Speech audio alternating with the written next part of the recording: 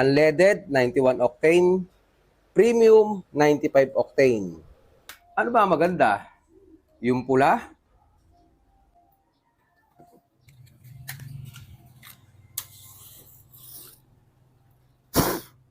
O yung unleaded?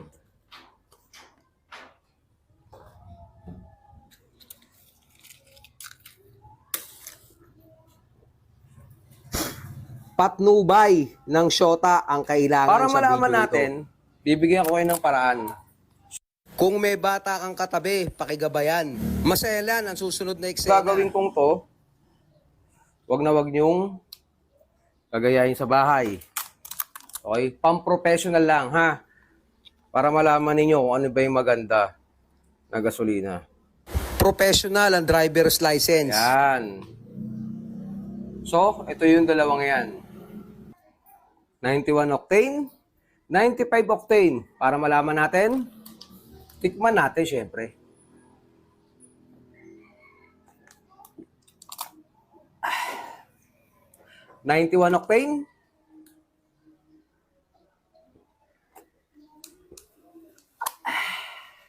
Maraming nagsasabi maganda daw ang 95 octane lalo na kapag